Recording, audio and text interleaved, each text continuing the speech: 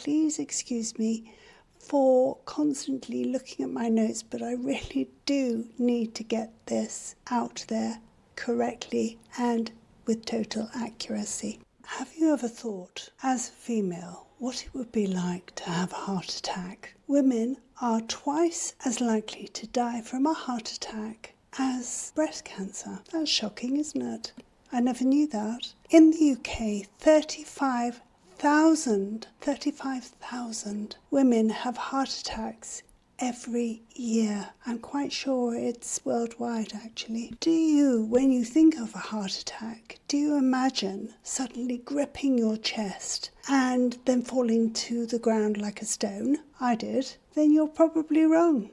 If you're a woman, that is. More often men do that, but not women. I've recently started listening to the British Foundation's podcast called The Ticker Tapes, where people discuss the various symptoms they had prior to being diagnosed as having a heart attack. The episode I will be referring to, should you wish to go to their podcast and listen, is from the 5th of February 2020, and it's titled Women and Heart Disease Part 1. Now, I will put a link to it in the description below. During that episode, 3 women discussed the thought processes that they went through, their symptoms, misdiagnoses, and subsequent treatment when eventually diagnosed as having a heart attack. It is truly shocking. This is Carol's story, and I'm going to read off the bullet points that I made about her story. Carol is a doctor in general practice, so well versed in the signs of having a heart attack. She was 48 when she had her heart attack. She had none of the conventional risk factors associated with having a heart attack, including high blood pressure, high cholesterol, smoking, diabetes, obesity, and family history of heart disease. She was eating sensibly, and all her lifestyle choices put her in a low-risk category. Her heart attack started when she was in her surgery. She's a doctor. She had just finished her morning shift at 12:30 and was sitting at her desk when she felt that she had a bit of indigestion, which she put down to not having eaten. She got into her car to drive home, and after calling her husband to say she was on her way home,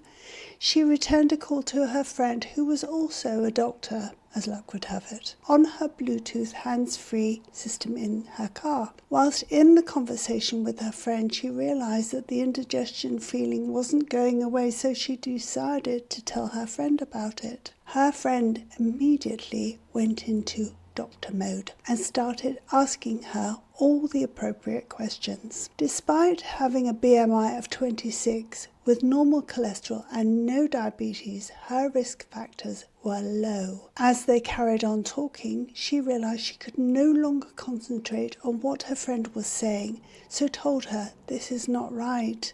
I need to pull over." And her friend replied, "I'll call 999 and you pull over, then I'll call your husband." She pulled over and secured the car, and that was when she started feeling the full force of the heart attack in her chest. By then she was also short of breath, clammy, sweaty, and totally disoriented, to the extent that when she tried to lower the car window to get some air, she couldn't work out how to do it. Now that is really, really, really frightening and alarming, and I would imagine more so if you're a doctor, because you know what's going on. By the time the paramedics arrived and she was asked at what level on a scale of 1 to 10 was her pain, it was a 10, so she was in a great deal of pain.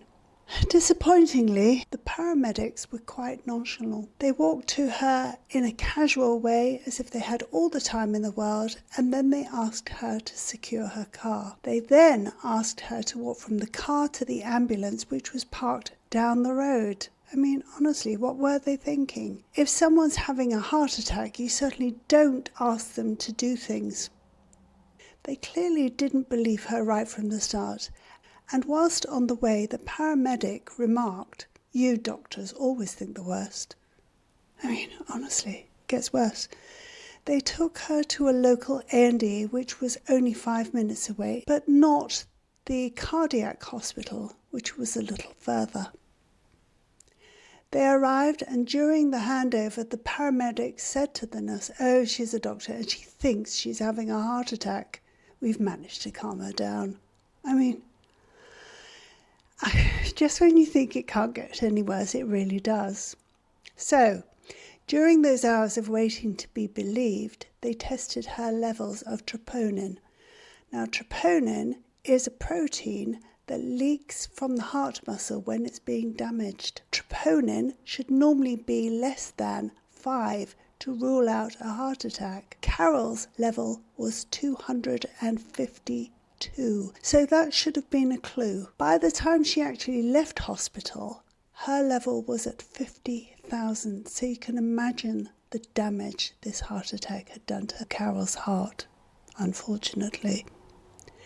Despite everything pointing to Carol having a heart attack and by this time vomiting constantly, her diagnosis was still delayed. In the end, they decided that she must be having a heart attack and found that she had a partial blockage, so it was less urgent.